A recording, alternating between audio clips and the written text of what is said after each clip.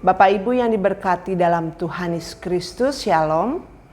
Senang kita bisa berjumpa kembali pada pagi hari ini dalam edisi Sarapan Rohani pada hari ini Rabu 12 Februari 2025. Saya berharap bisa menjumpai Bapak Ibu dalam keadaan baik, keadaan sehat, dan senantiasa dalam perlindungan Tuhan. Pada pagi hari ini, sebelum kita akan memulai segala tugasan pelayanan kita, saya rindu mengajak Bapak Ibu untuk bersama-sama mendengarkan akan kebenaran firman Tuhan. Namun sebelum kita membaca dan merenungkan firman Tuhan, mari kita berdoa. Kami sungguh mengucap syukur Tuhan untuk hari yang baru, untuk kesempatan yang baru yang Engkau berikan kepada kami pada hari ini. Terima kasih Tuhan atas pemeliharaan dan penyertaan Tuhan dalam istirahat kami semalam, sehingga kami memiliki kekuatan, kesegaran yang baru untuk kembali memulai segala tugasan pelayanan kami pada hari ini. Tuhan Allah Bapa kami yang di surga, sebelum kami memulai segala kerja kami hari ini, kami rindu untuk mendasari segala kehidupan kami untuk sesuai dengan kebenaran akan firman Tuhan. Oleh karena itu Tuhan, kami rindu untuk membaca dan merenungkan firman Tuhan, dan kami rindu untuk mendengar sabda-Mu pada pagi hari ini. Ya Tuhan, berfirmanlah kepada kami masing-masing, dan biarlah kami Engkau mampukan untuk mengerti, memahami, terlebih lagi melakukan firman-Mu dalam kehidupan kami.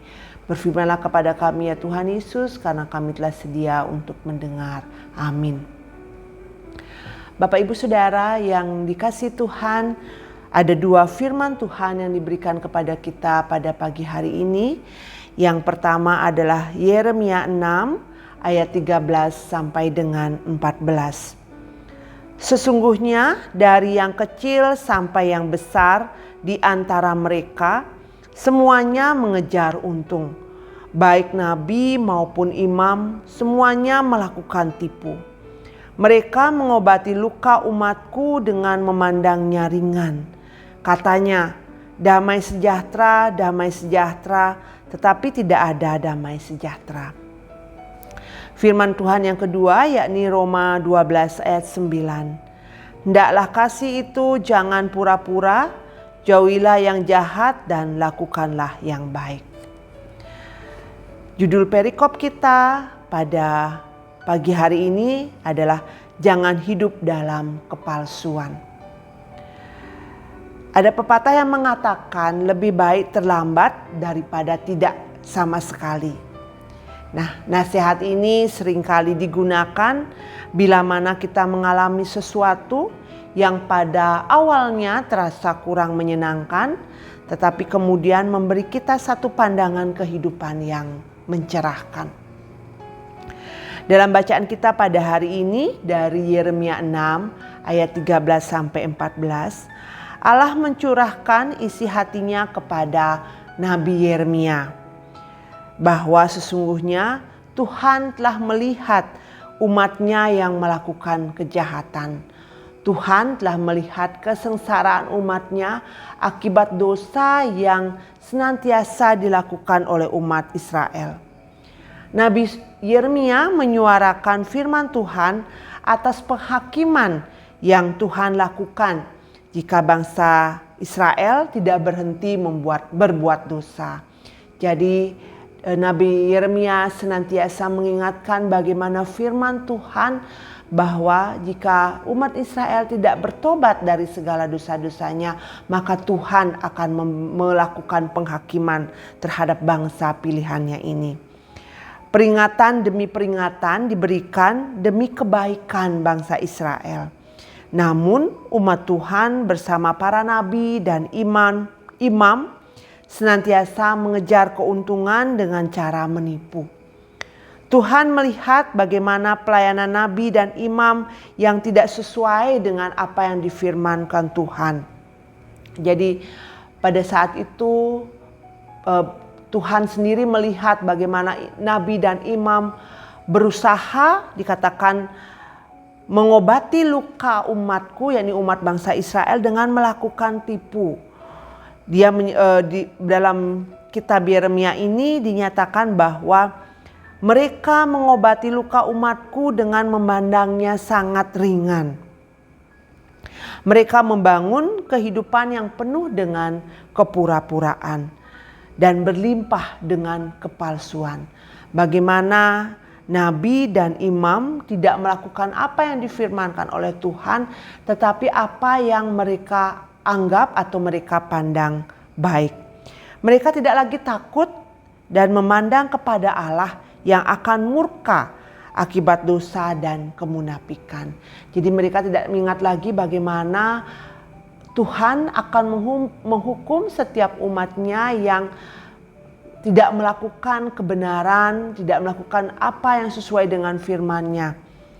Para nabi dan imam memperdengarkan pada umat Tuhan untuk melakukan kejahatan dengan mengatakan damai sejahtera, damai sejahtera. Padahal sebenarnya tidak ada damai sejahtera. Sesungguhnya Tuhan yang telah melihat kejahatan umatnya ini telah memperingatkan umatnya berulang kali dan juga melalui Nabi Yeremia agar bertobat. Sebelum penghukuman Tuhan datang, dan semuanya itu dilakukan adalah demi kebaikan bangsa Israel. Namun diceritakan pula bahwa peringatan ini tidak didengar. Peringatan ini ditolak dengan keras. Demikian juga penolakan itu dilakukan oleh para nabi dan para imam pada waktu itu. Senada dengan Nabi Yeremia, kalau kita melihat bacaan kita di perjanjian yang baru, yakni Roma 12 ayat 9, di mana Rasul Paulus sebagai Rasul Kristus juga memperingatkan jemaat Kristen di Roma agar kasih mereka kepada sesama janganlah merupakan kasih yang pura-pura. Tuhan melalui Rasul Paulus menuliskan, hendaklah kasih itu jangan pura-pura. Paulus memperingatkan jemaat dengan tegas bahwa kasih yang pura-pura itu sangatlah tidak berkenan di hadapan Allah. Allah merindukan bahwa kasih yang kita berikan kepada sesama kita, kepada orang-orang di sekitar kita adalah kasih yang datangnya dari hati. Kasih yang penuh dengan ketulusan, kasih yang penuh dengan keikhlasan. Biarlah kasih jemaat terhadap sesama adalah kasih yang tulus ikhlas, kasih yang datang dari kerelaan hati untuk memberi. Bapak Ibu, dalam Roma 12 ayat 9 ini jemaat dinasihati untuk terus-menerus menjauhi apa yang jahat, apa yang tidak berkenan di hadapan Tuhan. Bangsa Israel telah melakukan apa yang tidak benar, tetapi Paulus juga mengingatkan bahwa umat Kristen, umat Tuhan hendaklah melakukan apa yang benar. Bapak, Ibu, dan Saudara yang dikasihi Tuhan, Tuhan tidak menghendaki umatnya untuk hidup dalam kepalsuan. Tuhan tidak menghendaki umatnya untuk hidup dalam kepura-purakan. Ia tidak menghendaki umatnya hidup dalam kejahatan dan tipu muslihat. Mengejar untung dengan menipu itu hal-hal yang merupakan kekejian bagi Tuhan. Tuhan tidak menghendaki umatnya hidup dalam kemunafikan. Tetapi Tuhan merindukan ada pertobatan dari setiap umatnya. Jika selama ini kita hidup dalam ketidakbenaran, kemunafikan, kepalsuan, marilah Allah sesungguhnya merindukan kita untuk bertobat. Mari kita selaraskan apa yang kita ucapkan dan apa yang kita perbuat. Apa yang lahir dari bibir, demikian pula lah yang lahir dari hati kita. Ketika kita memperkatakan shalom, ketika kita memperkatakan damai sejahtera, mari kita hadirkan damai sejahtera itu secara nyata di dalam kehidupan kita. Baik itu di tengah-tengah keluarga kita sebagai komunitas yang terkecil, kemudian di tengah-tengah jemaat, dan pula di tengah-tengah masyarakat.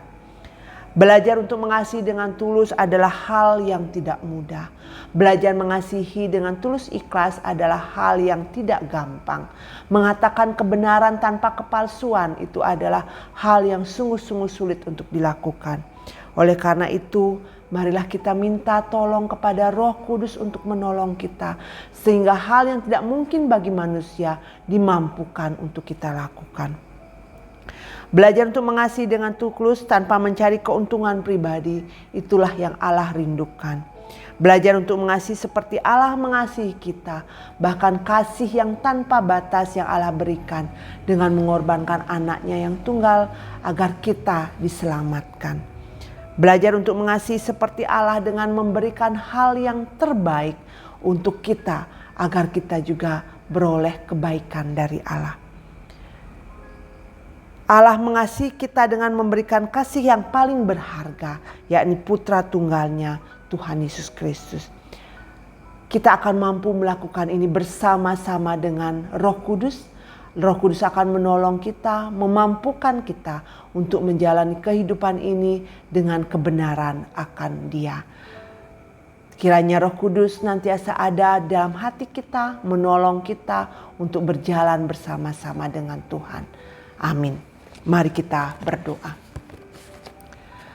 Kami mengucap syukur Tuhan untuk firman-Mu yang boleh kami dengar pada pagi hari ini.